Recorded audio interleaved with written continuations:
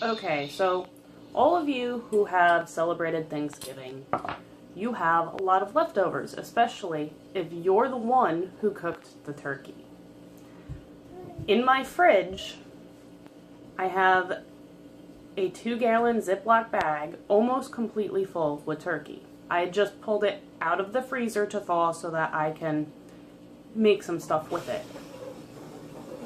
You know, you don't want to leave cooked turkey in your fridge for too long. You want to freeze it so it doesn't go bad if you're planning on using it. Now, in this bowl, I took out a little bit of it. I'm going to be making a delicious leftover dish for lunch for me and my daughter. So what I'm going to do is I'm going to pull the bits of turkey until it's stringy.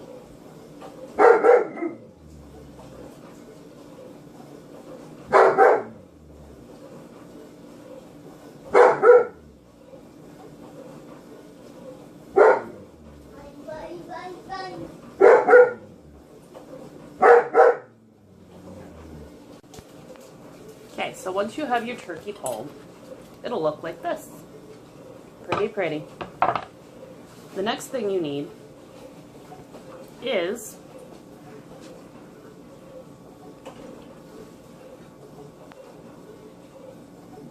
your leftover vegetables. But if you don't have them, you can use whatever vegetables you want. I'm simply using some corn with some peppers in it. I'm going to take my can opener and I'm going to open it.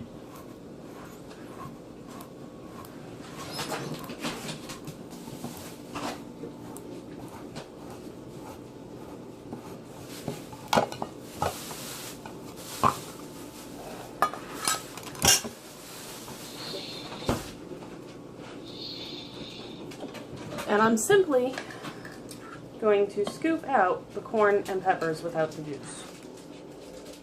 I'm using a fork. You could use a slotted spoon. You could run it through a strainer. You put the vegetables in to taste.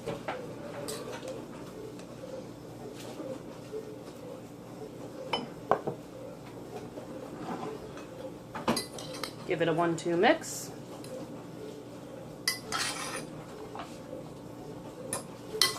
Mixing the vegetables with your meat. Okay, that's the easy part. You're going to need some pancake mix and milk. No, we're not making pancakes.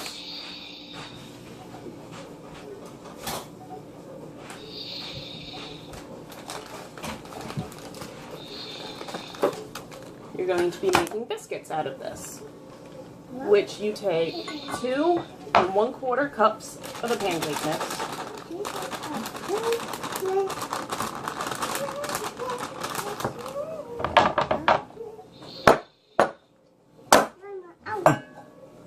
One.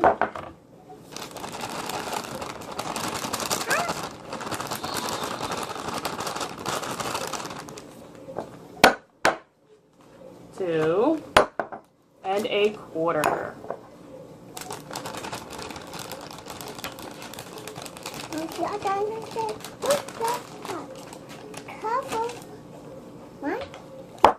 And then you're going to take 2/3 cup of milk.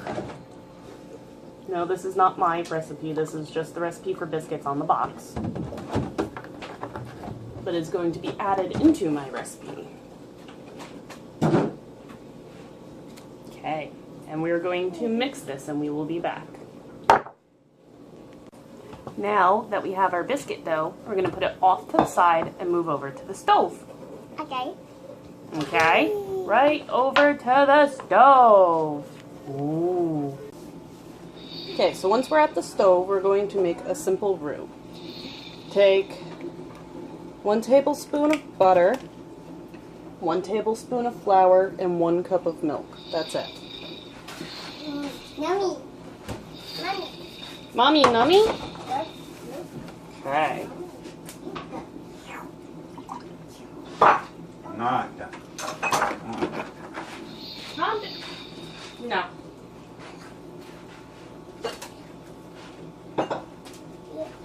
I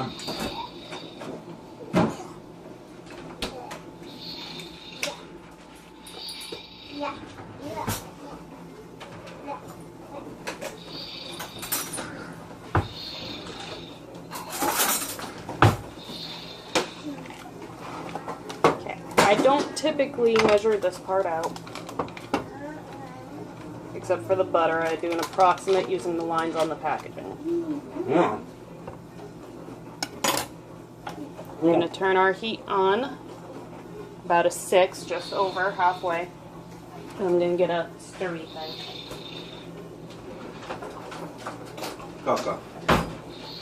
Once the butter starts to melt, we will add the flour and the milk. We'll be back at that point. Now, our butter is melted for the most part. Okay, I'm going to take some flour. I'm going to add it to the butter. And I'm going to whisk it until it smells like almonds, keeping it in a concentrated, smaller section until I get the consistency that I want. I want a nice, thick consistency as I'm making a thick sauce. So I'm going to add more flour.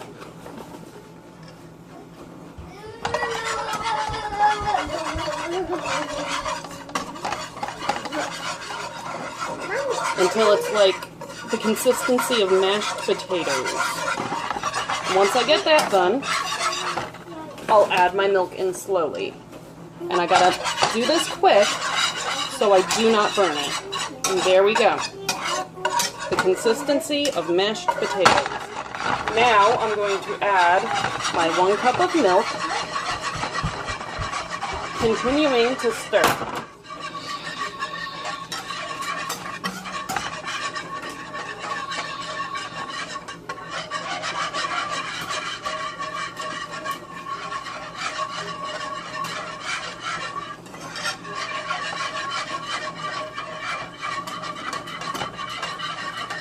Once it is all mixed together, and there are no clumps left from the flour and butter, I have successfully made my roux.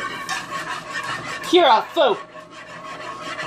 Sorry, doggy was stealing a paper towel out of the garbage.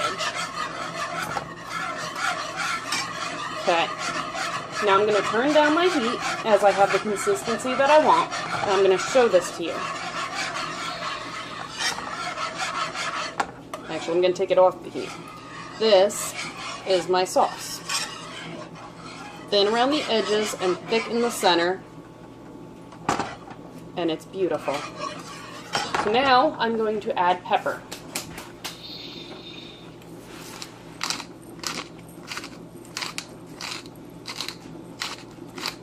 Couple grinds. This is to taste. I like mine a little spicier.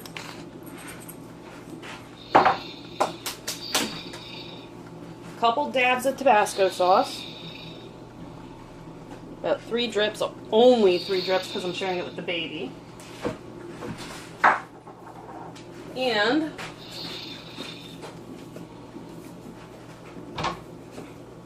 a pinch of salt so that it's not flat. And I'm going to whisk it together.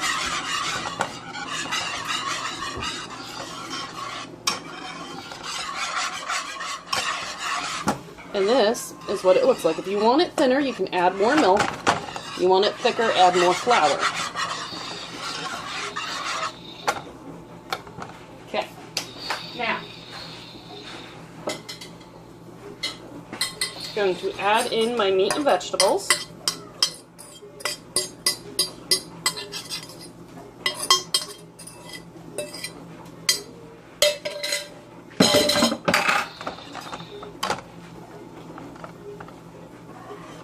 And I'm actually going to thin this out a little bit, just so that it mixes better with the meat and vegetables.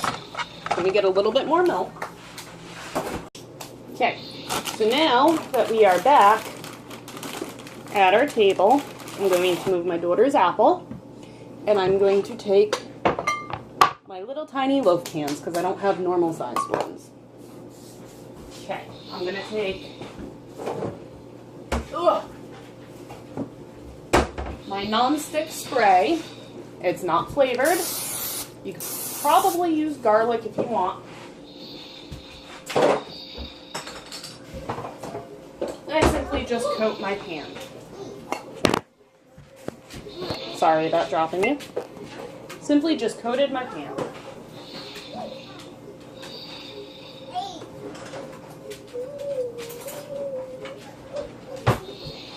Now I'm going to go back to the biscuit dough. If you remember the biscuit dough, I'm going to spoon out. Did you step on the doggy's tail? Spoon out some of the biscuit dough. Here you go, Mommy. And try to cover the bottom of the pan. Now I did not need this because I'm not making biscuits. I'm going to put it in. I'm just going to gently use my clean hands. Well, they're flour covered now. I'm going to push it down to seal the bottom.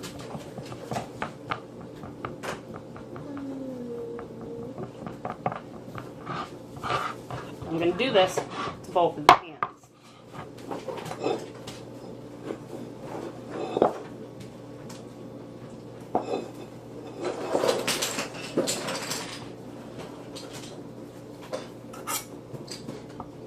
Okay.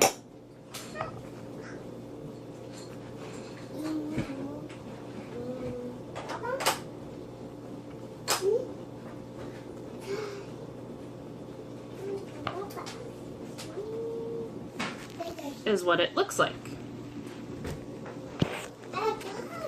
Now is the fun part. Going to take our turkey schlop and we're going to fill up the container almost the rest of the way. We're going to leave a little bit of room to top this off with more biscuit dough.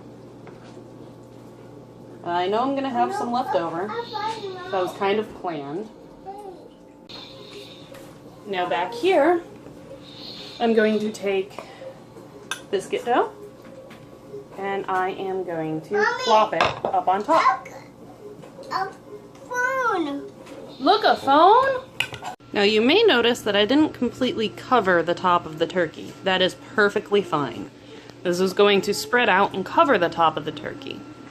And what we're going to do is we're going to preheat our oven and we're going to stick a cookie sheet on the lower rack and put these on the top rack. This way any drippage that comes off of it goes straight onto the cookie sheet. And we're going to preheat our oven to 450 degrees and we will be back. And before I forget, it is optional. You can season the top of your biscuit dough with pepper, salt, whatever you like, even a little garlic, before you put it in the oven.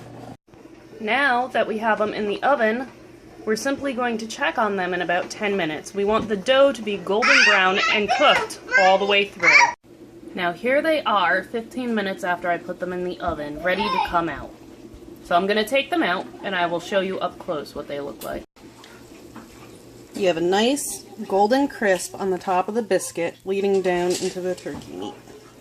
And it has fluffed up quite a bit. You can see the turkey starting to rise out of the container there, and just about at the surface here. And this is going to be delicious.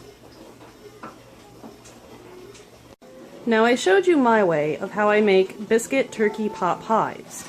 There's many different ways to make a pot pie, many different meats, vegetables, doughs that you can use. However, this one is quick, it's simple, and it's easy to do. The hardest part about it is making the roux. So I hope you liked this video. If you do, put a thumbs up. And please play along with the game I'm going to explain now.